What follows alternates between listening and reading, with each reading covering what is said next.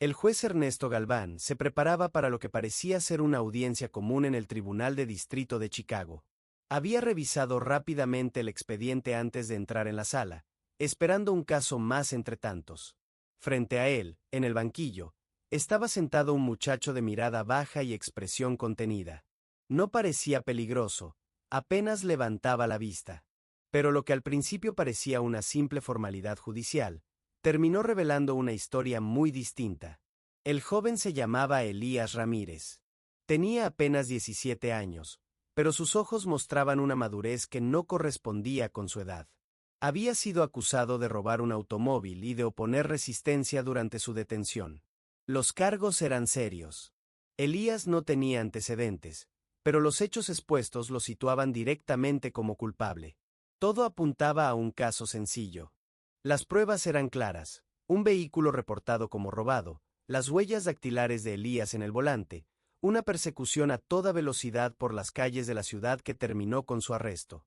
El fiscal Ricardo del Valle expuso los hechos con precisión, como si narrara una crónica ya conocida. Cada palabra del fiscal reforzaba la idea de que el muchacho era culpable. Algunos de los presentes murmuraban, convencidos de que no había mucho más que discutir. Incluso el juez, con años de experiencia en ese mismo estrado, pensó que sería una decisión rápida. Pero el momento de la defensa cambió por completo la atmósfera de la sala. El abogado designado por el Estado apenas había comenzado a hablar cuando Elías, con voz pausada y mirada firme, pidió al tribunal que le permitiera defenderse por su cuenta. La sala quedó en silencio por un instante. Luego, se escucharon algunas risas nerviosas, susurros incrédulos y uno que otro comentario sarcástico. Un adolescente, acusado de un delito grave, ¿pretendía enfrentarse solo al sistema judicial? Sin embargo, Elías no se inmutó. Su rostro seguía sereno, y aunque su voz no era fuerte, cada palabra tenía un peso que captó la atención incluso de quienes lo habían subestimado. No era arrogancia lo que se percibía en él, sino algo más profundo, una mezcla de dignidad y desesperación. El juez Galván lo observó con detenimiento. Había visto a muchos jóvenes en esa misma situación, algunos quebrados por la culpa, otros desafiantes ante la ley. Pero Elías era distinto. Había algo en su forma de hablar, en su determinación silenciosa, que obligaba a todos a escucharlo. Cuando finalmente se le concedió la palabra, el muchacho no comenzó defendiendo su inocencia. En lugar de eso, habló de su madre enferma, de los turnos dobles que trabajaba para comprar sus medicamentos, de las noches sin dormir tratando de cuidar a su hermana menor. Contó cómo todo cambió cuando su padrastro, un hombre abusivo, abandonó el hogar y los dejó sumidos en deudas. Su voz tembló al recordar ciertas cosas, pero nunca se quebró del todo. Lo que parecía una confesión se convirtió en una súplica contenida, en un relato lleno de dolor, frustración y una necesidad desesperada de ser escuchado. No se excusaba. No negaba los hechos. Solo pedía que alguien entendiera por qué había llegado hasta ese punto. El ambiente en la sala se transformó. Los murmullos cesaron. Incluso el fiscal bajó la vista, como si las pruebas que había presentado ya no pesaran de la misma manera. Aquel día, lo que se esperaba que fuera un trámite más del sistema judicial, terminó siendo el escenario de una verdad más profunda. Una que no estaba escrita en los documentos ni registrada en las pruebas materiales, sino en la historia de un muchacho que, contra todo pronóstico, decidió alzar la voz cuando todos esperaban que se callara. Lo primero que hizo Elías al tomar la palabra fue centrar su atención en una afirmación clave hecha por el fiscal. El agente que realizó el arresto declaró haber visto con sus propios ojos a Elías conduciendo el vehículo robado. Con calma, pero con firmeza, Elías pidió al tribunal que se solicitara el registro oficial del GPS del patrullero que, supuestamente, presenció el hecho. La solicitud fue inesperada. Y el resultado fue aún más sorprendente. El informe reveló algo que dejó a todos desconcertados.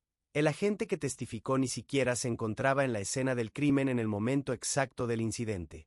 Esa revelación hizo que el fiscal Ricardo del Valle mostrara, por primera vez, un atisbo de duda. Era la primera grieta visible en una acusación que hasta entonces parecía sólida como el concreto. Pero Elías no se detuvo allí. Dirigió su mirada al jurado y les habló sobre las huellas encontradas en el volante, las cuales se habían usado como una de las principales pruebas en su contra. Con palabras sencillas pero poderosas, les explicó que el hecho de haber tocado un automóvil no probaba que él lo hubiera robado. Es como probarse una chaqueta en una tienda, dijo. Eso no convierte a nadie en ladrón. Esa analogía, tan clara y directa, causó un efecto inmediato. Las personas presentes comenzaron a intercambiar miradas inquietas. Algo estaba cambiando. Lo que parecía un juicio sencillo se estaba transformando en un cuestionamiento profundo al sistema judicial. Y entonces, Elías dio el golpe final. Sacó de entre sus documentos una copia de un informe policial que no había sido presentado por la fiscalía. En él, el dueño del vehículo describía al ladrón, un hombre blanco, de contextura robusta, totalmente diferente a Elías, que era moreno y de complexión delgada. Elías levantó el documento frente a todos y señaló que la fiscalía había ocultado esa pieza clave de evidencia. Un silencio tenso llenó la sala. El juez Galván guardó silencio por un largo rato. Miró el informe. Miró al fiscal. Y luego, con voz grave, pronunció la sentencia que nadie esperaba escuchar tan pronto. Este caso queda cerrado. La sala estalló en una mezcla de asombro, alivio y emoción. Algunas personas comenzaron a aplaudir, otras simplemente se quedaron en silencio, procesando lo que acababan de presenciar. Elías, aún con la respiración agitada pero con la cabeza en alto, salió caminando lentamente por los pasillos del tribunal. Allí, esperándolo junto a la entrada principal, estaba su madre, Gabriela Ramírez. No dijo una sola palabra. Solo lo abrazó con fuerza, aferrándose a él como si intentara protegerlo de todo lo que habían vivido. Las lágrimas se acumulaban en sus ojos, pero las contuvo con dignidad. A unos pasos de distancia, el juez Galván se mantuvo de pie, observando la escena en silencio. Ya no veía a un acusado más. Veía a un joven que había tenido el valor de enfrentarse solo a un sistema que casi lo condena por error. Y sobre todo, comprendió algo más profundo. Lo que ocurrió allí no fue solamente una victoria legal. Fue una declaración de principios. Un recordatorio de que la justicia no puede depender solo de procedimientos automáticos, sino de la verdad. Ese día, Elías Ramírez no solo salió del tribunal como un joven libre, sino como un símbolo de resistencia frente a un sistema que muchas veces juzga antes de escuchar.